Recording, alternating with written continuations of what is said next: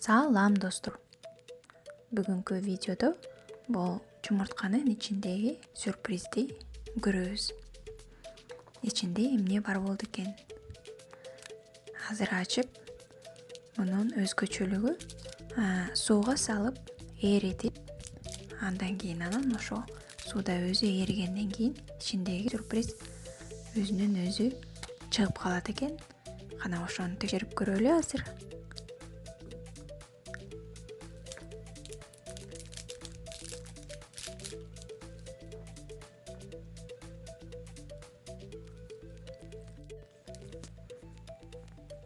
Мына мындай эки ак түстөгү жумуртканы сууга салып,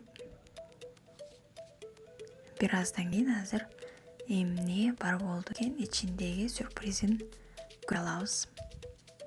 Анда эмесе сууга салдык дагы күтө туралы. Мына мындай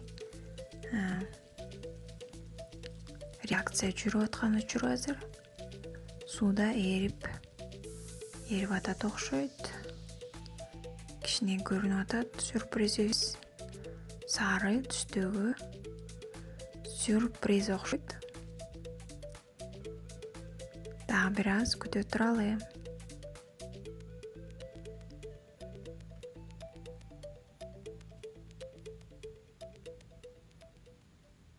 Мына өзүңөр көргөндөй балык сымал сюрприз чыгып келатат окшойт.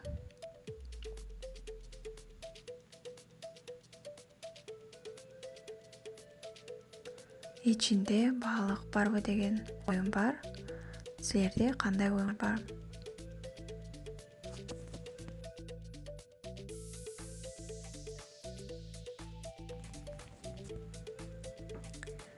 Мына мындай болуп көрүнүп калган учуру азыр булар балык эмес, русалка экен. Азыр бардыгы эригенден кийин чыгарып дагыраак, жакшыраак көрөлү.